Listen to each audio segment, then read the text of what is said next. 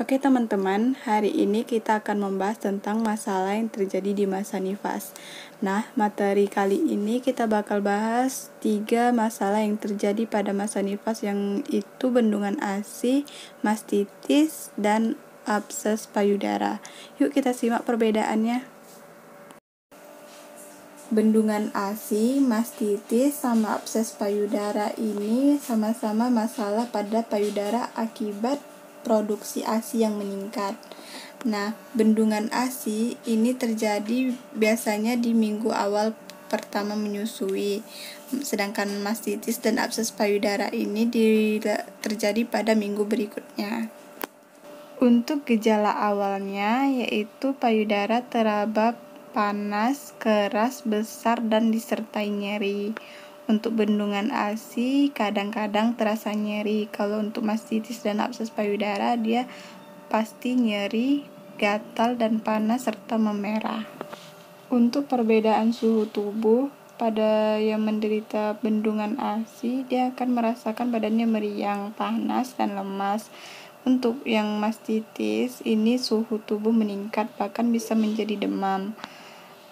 Dan bagi yang abses payudara ini dia bisa demam sampai lebih dari 3 hari. Walaupun sudah minum obat penurun demam, dia tetap demam dan perlu penanganan dokter. Abses payudara merupakan lanjutan dari mastitis. Bedanya lagi, dia mengeluarkan nanah yang dikeluarkan melalui puting susu.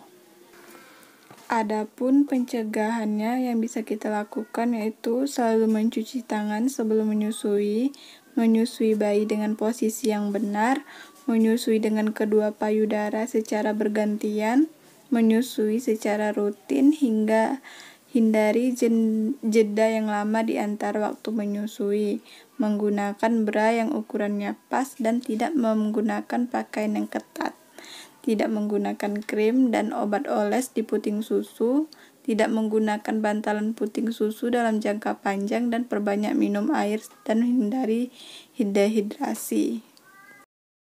Oke teman-teman, kita langsung masuk ke bahasan soal ya, biar teman-teman paham dan mengerti dengan materi yang sudah kita jelaskan tadi. Masuk ke soal nomor 1. Nyonya Siren, umur 26 tahun, melahirkan normal 4 hari yang lalu, datang ke BPM mengeluh payudaranya terasa berat, agak keras, dan sedikit nyeri jika disentuh. Pemberian ASI pada bayinya diajari oleh mertuanya. Hasil pemeriksaan, tensinya 110/70, suhu 37,5, respirasi 20, heart rate 80, tampak puting susu meregang, payudara keras dan bengkak. Apakah diagnosa dari kasus di atas? Jawabannya adalah yang E, postpartum dengan bendungan ASI. Karena di kasus ini sudah tampak ciri-cirinya, yaitu terasa berat, agak keras, sedikit nyeri jika disentuh. Soal kedua, Nyonya Zaskia, usia 28 tahun, 2 minggu postpartum. Saat kunjungan ke rumahnya, ibu mengeluh demam selama 2 hari ini. Payudara terasa panas, tegang, dan nyeri. Ibu tidak berani untuk menyusui. Hasil pemeriksaan didapatkan keadaan umum ibu lemah dan tampak kesakitan. Suhunya 38,5, payudara merah, tegang, dan bengkak. Fundus uteri tidak teraba, pengeluaran loke alba. Apakah diagnosa pada kasus di atas?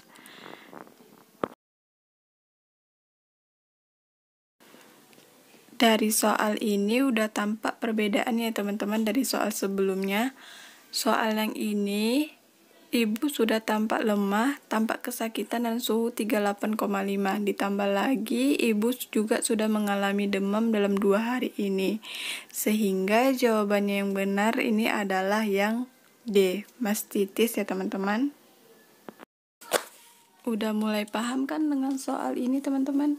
Kita lanjut ya. Berdasarkan kasus Nyonya Siren dan Zaskia, terjadi karena kecuali A. Produksi ASI meningkat, B. Terlambat menyusukan dini, C. Pelekatan dan posisi menyusui kurang baik. D. Kurang sering mengeluarkan ASI. E. Bayi rewel. Jawabannya adalah yang jawabannya benar ya teman-teman. Jawabannya adalah E. Bayi rewel. Karena bayi rewel ini bukanlah penyebab dari terjadinya bendungan ASI dan mastitis. Oke, lanjut soal berikutnya teman-teman. Upaya untuk mencegah agar tidak terjadi hal tersebut adalah kecuali A. Menyusui dini, B. Menyusui endemen, C. Sering menyusui bayi, D. Menyusui semau bayi, E. Posisi menyusui yang benar. Nah, jawabannya apa nih? Yap, benar lagi, jawabannya adalah yang D. Menyusui semau bayi. Kenapa? Karena kita seharusnya menyusui bayi itu 2-3 jam, baik siang maupun malam. Jadi bukan semau bayi ya teman-teman untuk menyusui bayi. Lanjut soal berikutnya. Nyonya Dinda, usia 25 tahun, melahirkan 12 hari yang lalu, datang ke BPM mengeluh payudaranya bengkak, warna kulit merah mengkilap, nyeri tekan, demam sudah 3 hari, hasil pemeriksaan tekanan darah 110/70, pernapasan 21, nadi 90, suhunya 38 derajat Celcius. Payudara tampak merah dan keras, teraba benjolan, dan tampak pus keluar dari puting. Uterus tidak terdapat pengeluaran pervaginam lochia serosa. Apakah diagnosa kasus di atas? Nah, dari kasus di atas itu udah ada kata kuncinya, yaitu tampak pus keluar dari puting. Nah, inilah yang membedakan antara yang lainnya itu teman-teman. Jadi jawabannya udah pasti yang D, abses payudara.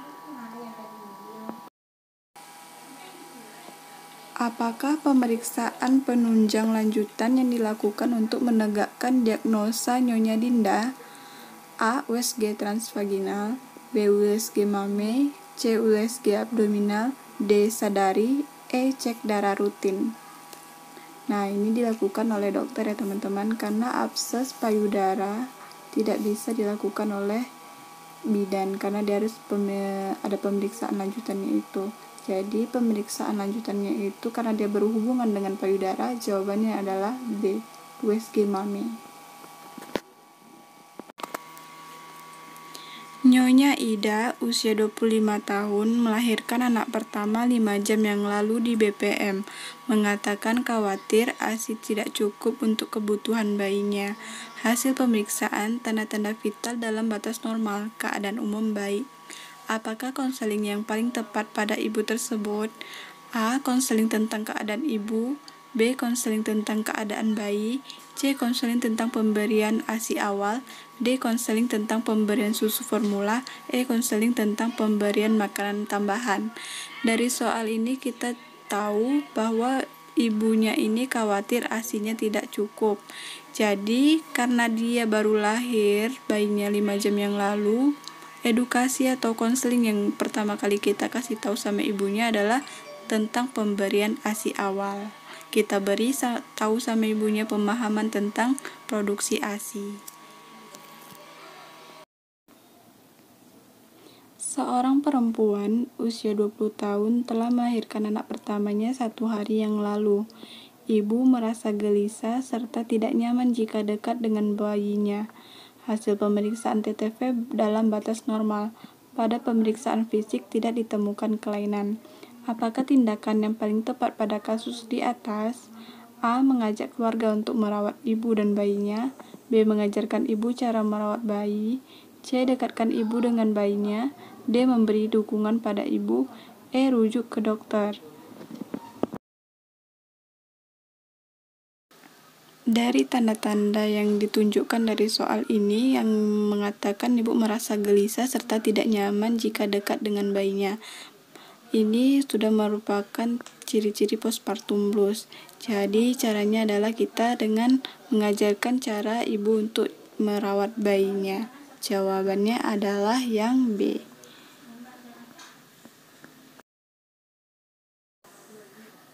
Seorang perempuan usia 23 tahun telah melahirkan anak pertamanya 7 hari yang lalu ditolong bidan di rumah. Bidan melakukan kunjungan nifas. Ibu mengeluh badannya capek karena mengurusi bayi dan pekerjaan rumah. Hasil pemeriksaan TTV dalam batas normal. ASI keluar lancar dan bayi menyusu dengan baik. Apakah tindakan yang paling tepat pada kasus di atas? A. Menganjurkan keluarga untuk memberikan dukungan pada ibu. B. Mengajarkan ibu cara merawat bayi. C. Dekatkan ibu dengan bayinya. D. Memberikan dukungan pada ibu. Dan E. Rujuk ke dokter. Untuk soal yang ini, dia mirip sama soal yang sebelumnya tadi ya teman-teman. Cuma bedanya yang tadi hari pertama, yang ini udah hari yang ke-7. Terus ini bayi udah menyusu lancar dengan ibunya. Jadi tidak ada masalah dengan pengurusan ke bayinya. Ya, hanya keluhan ibunya badannya capek karena mengurusi bayi dan pekerjaan rumah. Nah, berarti jawaban yang tepat ini yaitu anjurkan keluarga untuk memberi dukungan pada ibu.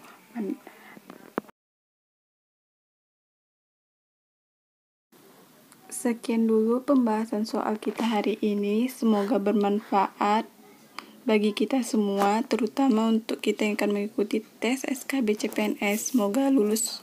Amin. Jangan lupa like, comment, dan subscribe ya teman-teman. Thanks for watching. Bye-bye.